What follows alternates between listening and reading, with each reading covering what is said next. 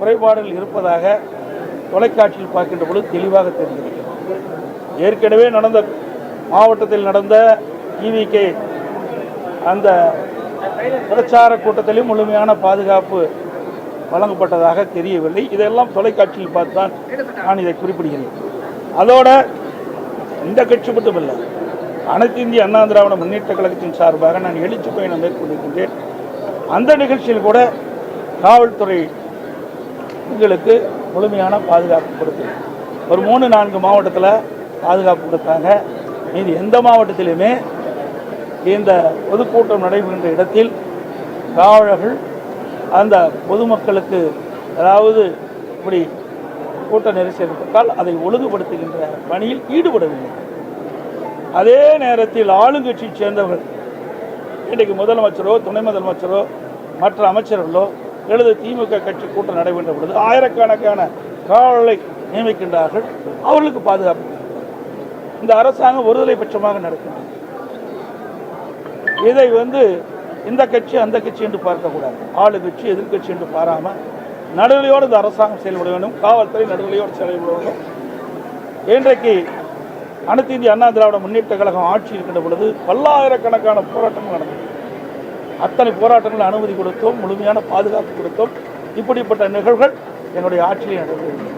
ஆனால் திராவிட முன்னேற்ற கழகம் ஆட்சிக்கு வந்த பிறகு கூட்டம் நடத்துவதே பெரிய சிரமம். நீதிமன்றத்திற்கு சென்றுதான் அந்த நீதிமன்றத்தின் மூலமாக அனுமதி பெற்றுதான் கூட்டம் நடத்த வேண்டிய சூழ்நிலை இருக்கின்றது. அப்படி கூட்டம் நடத்துகின்ற சூழ்நிலை இருக்கின்ற பொழுதும் நீதிமன்றம் முறையாக பாதுகாப்பு வழங்க வேண்டும் என்று உத்தரவு பிறப்பிக்கப்பட்டால் கூட இந்த அரசு காவல்துறைகள் எதிர்க்கட்சி என்ற பார்வையில் முழுமையான பாதுகாப்பு கொடுப்பதில்லை. இந்த முழுமையான பாதுகாப்பு கொடுக்கப்பட்டிருந்தால் இந்த தள்ளுமுள்ளுகளை சரி செய்திருக்கலாம், இந்த உயிரிழப்பை தவிர்த்திருக்கலாம். அதோடு ஒரு அரசியல் கட்சி தலைவரும் அதை கூர்ந்து கவனிக்க வேண்டும். இன்னைக்கு 4 மாவட்டத்தில் அவர் சுற்றுப்பயணம் செய்திருக்கிறார். 6 மாவட்டத்தில் சுற்றுப்பயணம் செய்கின்ற பொழுது ஒவ்வொரு மாவட்டத்திலும் எப்படி இருக்கின்றது, அதில் என்னென்ன குறைபாடுகள் இருக்கின்றன, அந்த குறைபாடு எப்படி சரி செய்ய வேண்டும் என்று அவர்களும் அந்த ஆலோசனை பெற்று அதற்கு ஏற்றவாறு அவர்களும் முன்னேற்பாட்டோடு அந்த கூட்டத்தை நடத்த வேண்டும். ஏன்னால் எல்லாமே விலை மதிக்க முடியாத உயிர்கள். ஒரு அரசியல் கட்சி கூட்டம் நடத்த என்று சொன்னால் அந்த கட்சியுடைய பாதுகாப்பை நம்பி, அரசாங்கத்தை நம்பி, காவல்துறையை நம்பித்தான் பொதுமக்கள் அந்த பொதுக்கூட்டத்தில் கலந்து கொள்கின்றார்கள். அரசாங்கமும் காவல்துறையும் பொதுக்கூட்டத்தில் நடைபெறுவதற்கு பாதுகாப்பு வழங்க வேண்டும். அதே போல் அரசியல் கட்சி தலைவர்களும் அங்கே குழுவிட கூட்டத்திற்கு ஏற்றவாறு தாங்கள் நடந்து கொள்ள வேண்டும். ஆகவே காலையிலே இன்றைக்கு ஒரு நேரத்தை குறிப்பிடுகிறார்கள். அந்த நேரத்திலே பொதுக்கூட்டம் நடத்துவதில்லை. பல மணி நேரம் கழித்து பொதுக்கூட்டம் நடக்கின்ற பொழுது அதில் சில பிரச்சனைகள் ஏற்படுகின்றன. இதையெல்லாம் தவிர்த்து கொள்ள வேண்டும். இது நான் யாரையும் குற்றம் சொல்லி இந்த நேரத்தில் குற்றம் சொல்வது பொருத்தமாக இருக்காது. விலை மதிக்க முடியாது நாம் உயிரை வந்திருக்கின்றோம்.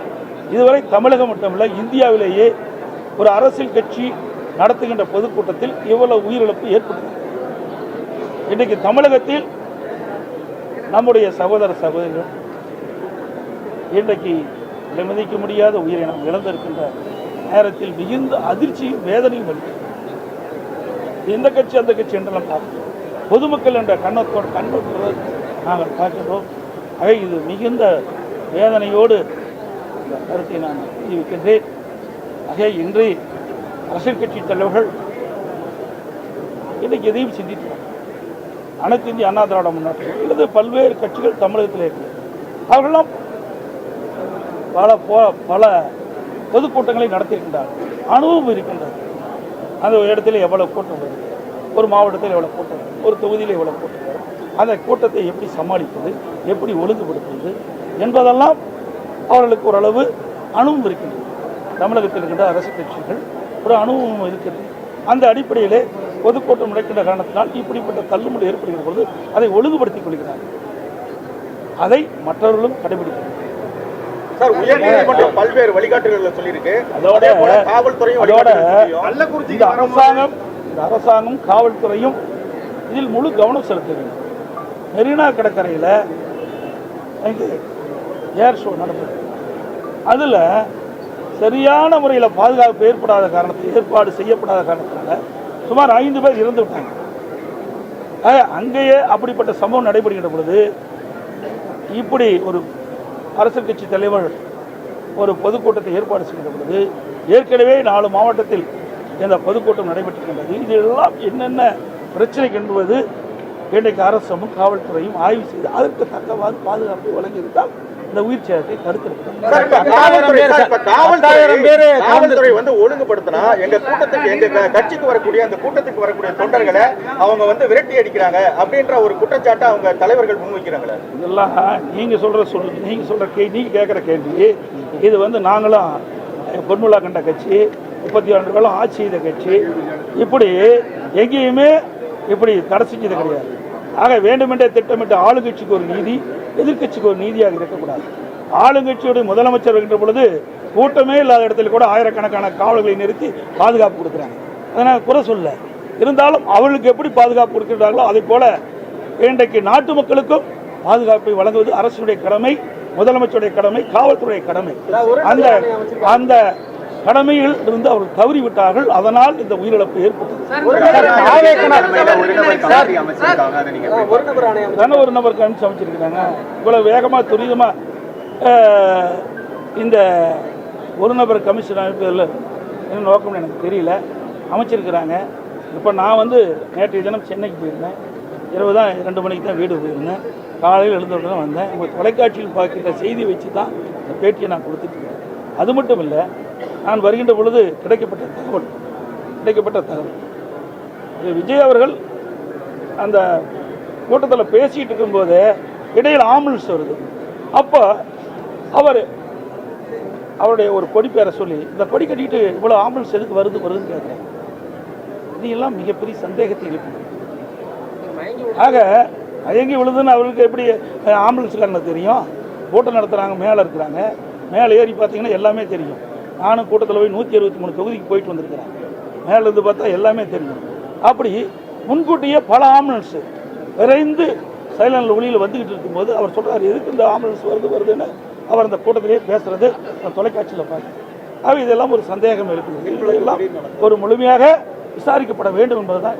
10,000 பேர் கலந்துக்குருவாங்க அப்படின்னு சொல்லி சொன்னாங்க. 27,000 பேர் கலந்துட்டாங்கன்னு சொல்லி போலீசார் வந்து விளக்கம் கொடுத்துருக்காங்க. அவங்க கிரௌடு அதிகமாக வந்துச்சு. எங்கிட்ட கேட்ட அனுமதியில் வந்து 10,000 பேர் தான் கலந்துக்குருவாங்கன்னு சொன்னாங்க.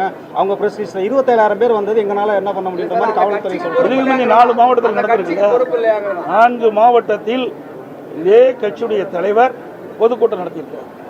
அந்த பொதுக்கூட்டத்தில் எவ்வளவு பேர் வந்து கலந்துட்டாங்க, எவ்வளவு பேர் எழுதி கொடுத்தான்னு இந்த காவல்துறைக்கு தெரியாதா? இந்த அரசாங்கத்துக்கு தெரியாதா? ஆகவே அவருடைய கடமையிலிருந்து தட்டி கலப்பதற்காக இந்த அறிவிப்பை கொடுத்திருப்பதை நான் கருதுகிறேன். சார், இந்த நிகழ்வுக்கு பொறுப்பேற்று விஜய் மீது நடவடிக்கை எடுக்கப்படுமா? இதையெல்லாம் நீங்கள் கேட்குற கேள்வி எல்லாம் வந்து ஒரு கற்பனையான கேள்வியை தான் நான் பார்க்குறேன். நடவடிக்கை எடுப்பாங்களா, எடுக்க மாட்டாங்களா? எவ்வளோ பெரிய துயரம் அதைத்தான் பார்க்கணும். இன்றைக்கு போன உயிர் மேல முடியும். நம்ம குடும்பத்தில் ஒருத்தர் இழந்தா நமக்கு எவ்வளவு வேதனை நினைக்கணும். அரசியலுக்கு அப்பாற்பட்டு பேசணும். தயவு செய்து அரசியல் இது எந்த இடத்துல தவறு நடந்தது, அது எப்படி என்ன காரணத்துக்கு நடந்தது, இதைத்தான் நாம் அலைசி ஆராய்ந்து அதற்கு ஒரு இறுதி வடிவு கொடுக்குது. இனி எதிர்காலத்தில் இப்படிப்பட்ட நிகழ்வு ஏற்படாதுன்னு பார்க்க வேண்டும். இதையெல்லாம் பார்க்க வேண்டும். இதை விட்டு இது இப்படி நடக்குமா அப்படி நடக்குமா இதுக்கு இதையெல்லாம் வந்து பேசுவது இந்த இடத்தில் சரியாக இருக்காது என்பது என்னுடைய கருத்து. அது மட்டும் இல்ல, இப்படி